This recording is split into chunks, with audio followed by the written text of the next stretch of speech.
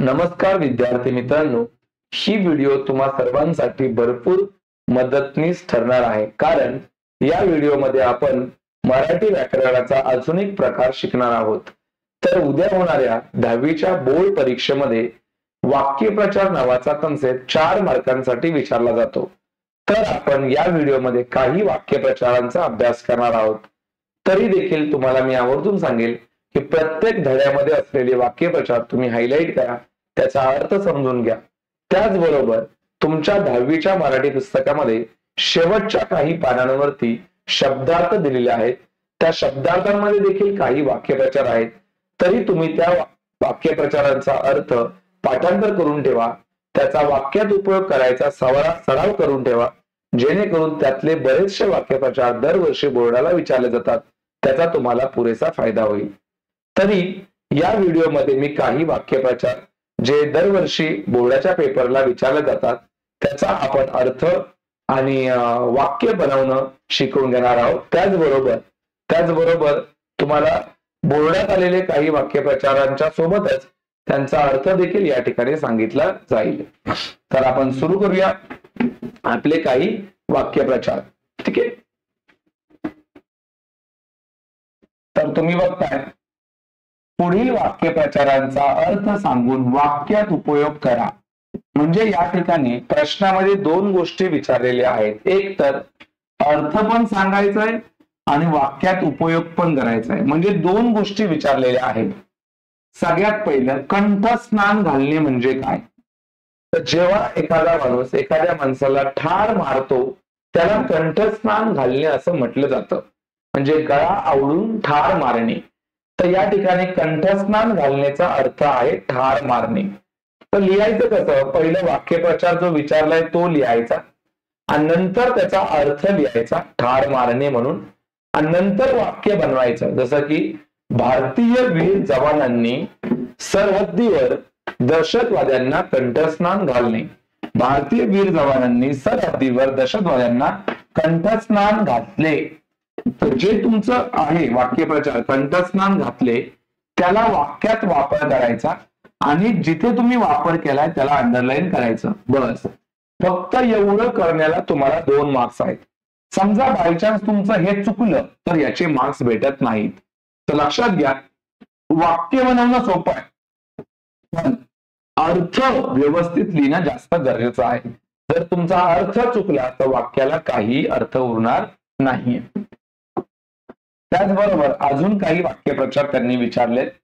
खस्ता खाणे, तर खस्ता खाणे म्हणजे काय? खूप कष्ट करणे।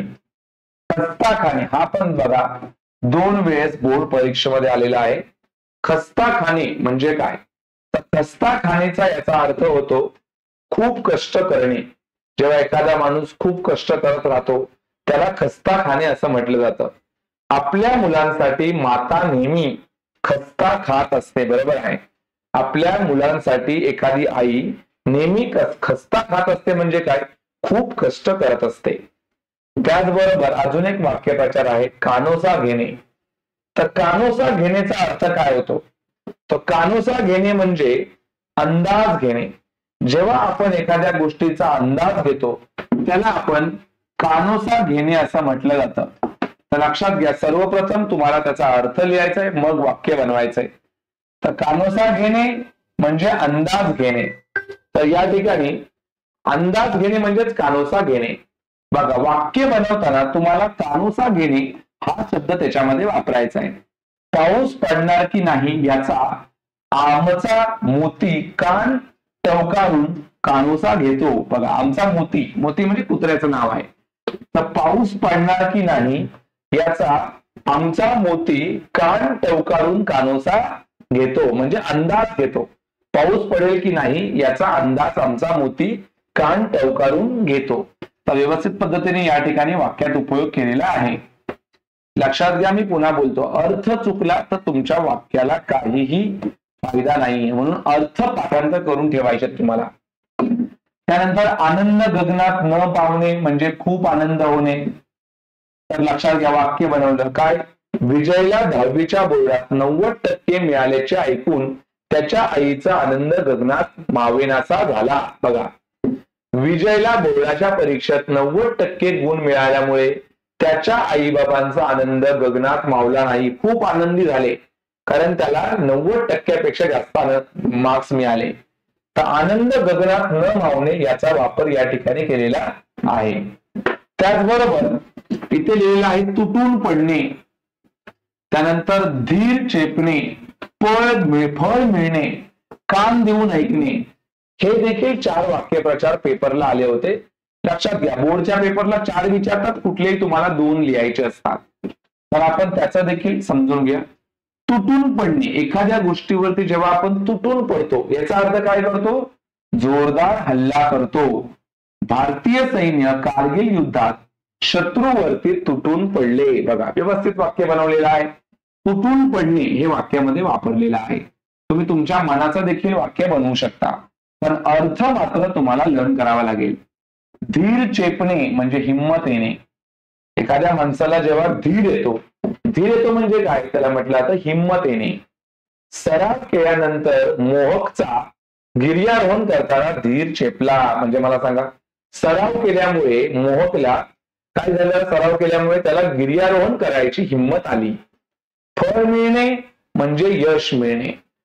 यश मिळणे म्हणजेच काय असतं? फळ मिळणे. तर खूप कष्ट केल्यानंतर त्या कष्टाचे कधी ना कधी आपल्याला फळ मिळते. तर फळ मिळणे तिकडे वापरलेलं आहे. कान देऊन ऐकणे म्हणजे लक्षपूर्वक ऐकणे, काळजीपूर्वक ऐकणे. आईने सांगितलेली गोष्ट लहानगा समीर कान देऊन ऐकत होता. बरोबर की नाही? व्यवस्थित वाक्य बनवलेलं आहे. त्याचबरोबर अजून तुम्हाला 4 वाक्यप्रचार इथे हे पण 1 वर्षी विचारलेले. झोपमोड होणे, चेंदामेंदा करणे, कित्ता गिरवणे, तोंडसुख घेणे, असे 4 वाक्यप्रचार विचारलेले. त्याचा तुम्हाला अर्थ लिहून वाक्यात उपयोग करायचा होता. मी पुन्हा बोलतोय, बोर्डात 4 येतात, तुम्हाला 2च लिहायचे असतात. तर झोपमोड होणे पहिला अर्थ, मध्ये मध्ये जाग येणे. मध्ये मध्ये जेव्हा आपल्याला सारखी जाग येते आपण काय म्हणतो? झोपमोड झाली. बाहेर मुलांच्या कलकलाटामुळे दुपारी निवांत झोपलेल्या आईची झोपमोड झाली. बघा, सिंपल वाक्य आहे. चेंदामेंदा करणे म्हणजे कुटून काढणे. जेव्हा एखाद्याला आपण जास्त मारतो त्याला आपण काय म्हणतो? चेंदामेंदा करणे. त्यालाच म्हटलं आता कुटून काढणे.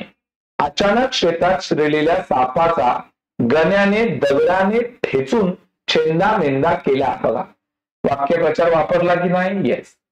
कित्ता गिरवणे, सराव करणे किंवा अनुसरणे. बरोबर की नाही? जेव्हा आपण एखादी गोष्ट सारखी सारखी तीच करत असतो त्याला कित्ता गिरवणं म्हणतात. त्याला सराव करणे असं देखील म्हणतात. गुरुजींनी दिलेल्या गुरुमंत्राचा संकेत नेहमी कित्ता गिरवतो. सारखं सारखं तेच कित्ता गिरवणे. जप करणे पण येणार, लक्षात घ्या. पुढे तोंडसुख घेणे, खूप बडबडणे. जेव्हा आपण एखादी चूक करतो तेव्हा आपल्या घरातले तोंडसुख घेतात. पूर्ण बोलायचं कसर काढून घेतात. खूप बडबडणे. घरात नवीन आलेल्या सुनेवर शेजारच्या रमाबाई नेहमी तोंडसुख घेतात. नवीन आलेली सून आहे तिच्यावरती रमाबाई नेहमी काय करतात? बडबड करतात. कदाचित ती देवी सासू असू शकेल. ठीक आहे. तर लक्षात घ्या, वाक्यप्रचाराचा पहिला अर्थ व्यवस्थित आपल्याला आला पाहिजे, मग त्याचा वाक्यात उपयोग करायचा. पण जर तुम्ही अर्थ रॉंग लिहिला तर वाक्याला काही महत्व नाहीये. त्यामुळे अर्थ व्यवस्थित पाठ करा, जेणेकरून तुम्हाला वाक्यप्रचाराचे पूर्णपणे 4 मार्क्स मिळवता येतील. तर तुम्हाला वाक्यप्रचार कसे असतात, कुठून तुम्हाला ते पाठ करायचे आणि कसं लिहिलं जातो, त्या गोष्टी व्यवस्थित समजल्या असतील तर या व्हिडिओला लाईक करा, शेअर करा. आणि तुम्ही जर या चॅनलवरती नवीन असाल तर या चॅनलला सबस्क्राईब करायला विसरू नका. थँक्यू.